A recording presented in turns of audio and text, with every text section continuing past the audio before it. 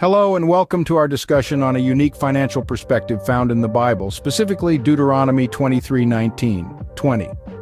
This ancient text holds a fascinating principle that remains relevant even in the complex world of finance we navigate today.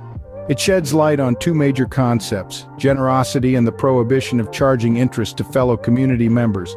Now you might wonder, how does a centuries-old mandate connect to our financial practices today? Well, these principles, when applied, could potentially revolutionize the way we treat money and each other. They push us to be more generous, to foster a sense of community, and to steer clear of exploiting those within our circles through unfair financial practices like excessive interest. Intriguing, isn't it? So let's explore this further, shall we? Stay tuned as we delve deeper into this intriguing biblical commandment and its implications for us today. Let's start by understanding the biblical command not to charge interest to fellow Israelites. In the book of Deuteronomy, this prohibition comes as a way to foster a sense of community, fairness, and support. Imagine living in a society where your neighbor, instead of exploiting your financial woes, would lend you a helping hand, expecting nothing more than the principal amount in return. This is the essence of the command to build a society founded on mutual aid and cooperation, rather than profit and exploitation. But why is this command so important? Well, it's all about fairness. Charging interest, particularly high interest, can lead to a cycle of debt that's very difficult to escape from. It's like quicksand. The more you struggle, the deeper you sink. By prohibiting interest among community members, the Bible aims to prevent this cycle of debt, promoting financial stability and equality instead. Now let's bring these principles into the context of our modern financial systems. We've all seen the impact of interest on individuals and society.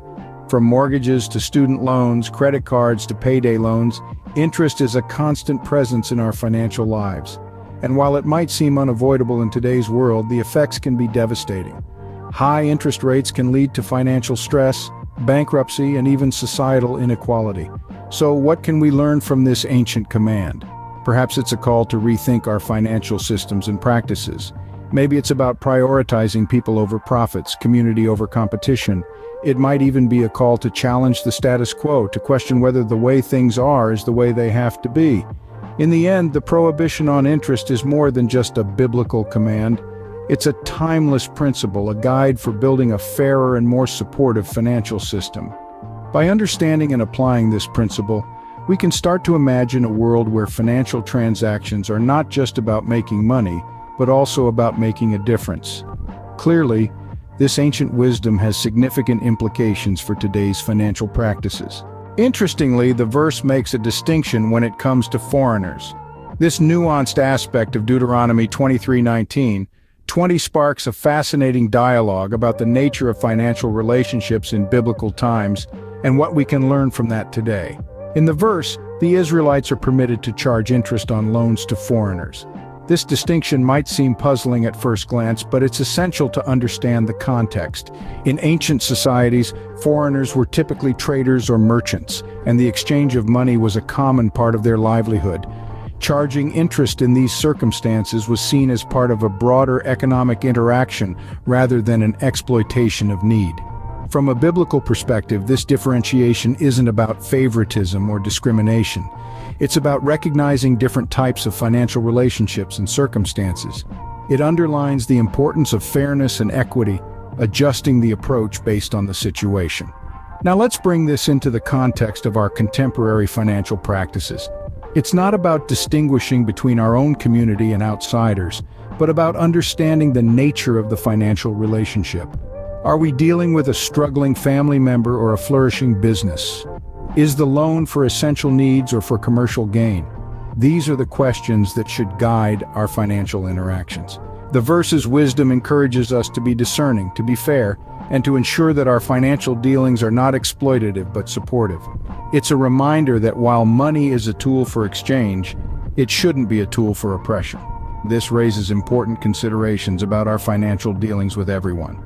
The verse also promises blessings for those who adhere to this command. You see, the Bible isn't just a spiritual guide.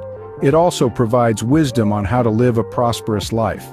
This promise of blessings is inextricably linked to the principles of generosity and fair financial practices. Let's delve into this connection.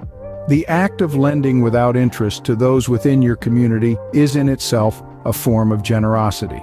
It's about helping your neighbor when they're in need, expecting nothing more in return than the original sum. This spirit of giving, of sharing, is what brings about blessings. But what does it mean to be blessed?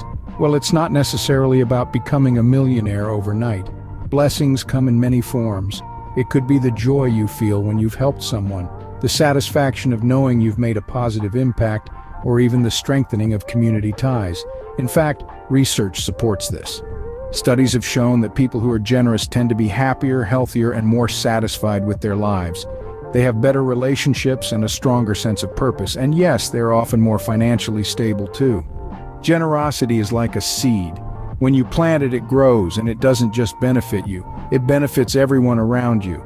It creates a cycle of giving and receiving, of support and gratitude. So generosity and fairness can indeed lead to blessings, both spiritual and financial. Now, how can we apply these principles to our personal finances today? That's a question worth pondering. Let's begin with ethical lending.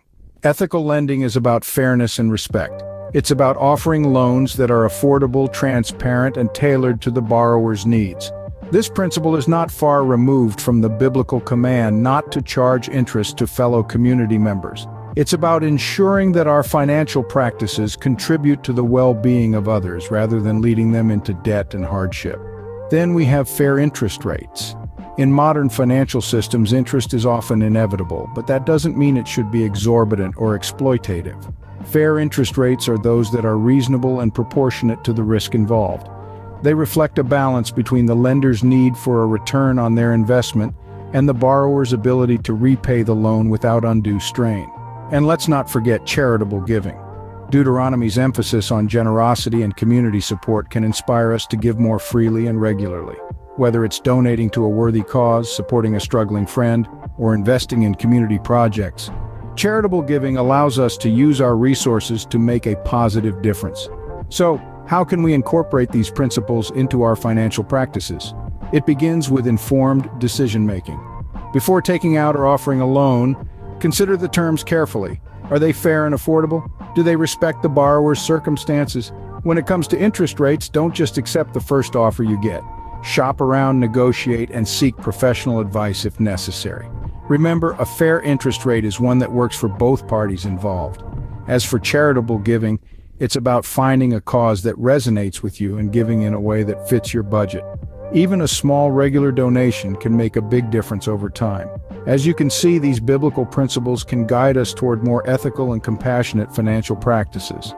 By embracing ethical lending, fair interest rates, and charitable giving, we can contribute to a financial system that is not only more equitable and sustainable, but also more in line with our values and beliefs.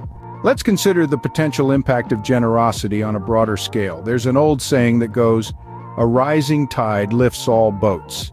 This maxim rings especially true in the realm of personal finance.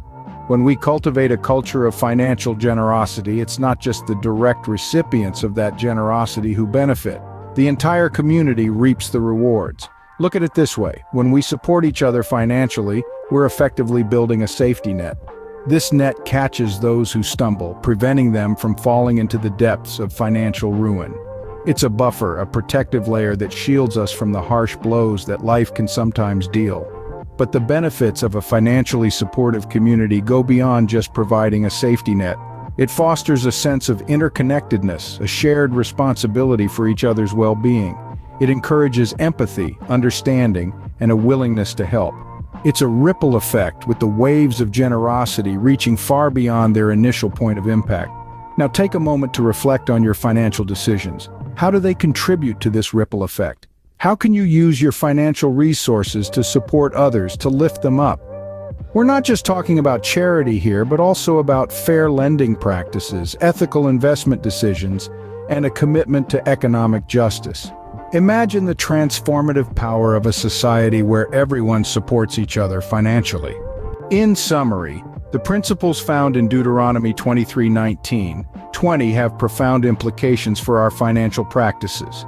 We've explored the prohibition of charging interest to fellow community members, the fairness in financial dealings with others, and the blessings linked with generosity. Let's reflect on how we can apply these timeless principles to modern finances, fostering ethical lending and promoting charitable giving.